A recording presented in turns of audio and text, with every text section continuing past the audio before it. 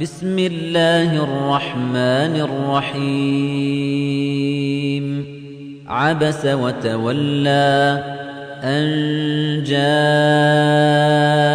الأعمى وما يدريك لعله يزكى أو يذكر فتنفعه الذكرى أما من استغنى فأنت له تصدى وما عليك ألا يزكى وأما من جاءك يسعى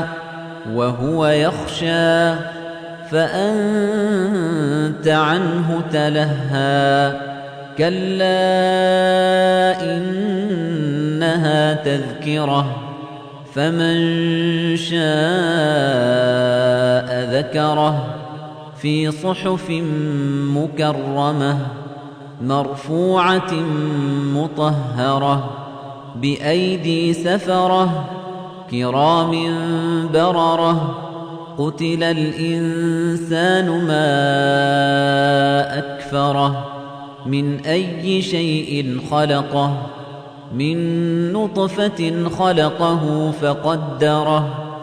ثم السبيل يسره ثم أماته فأقبره ثم إذا شاء أنشره كلا لما يقض ما أمره فلينظر الإنسان إلى طعامه أنا صببنا الماء صبا ثم شققنا الأرض شقا فأنبتنا فيها حبا وعنبا وقضبا وزيتونا ونخلا وحدائق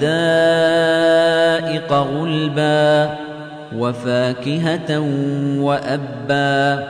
متاعا لكم ولأنعامكم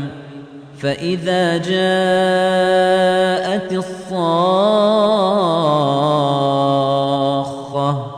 يوم يفر المرء من أخيه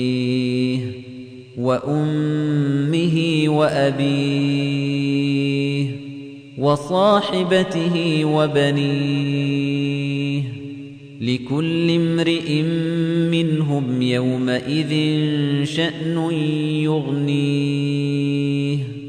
وجوه يومئذ مسفرة ضاحكة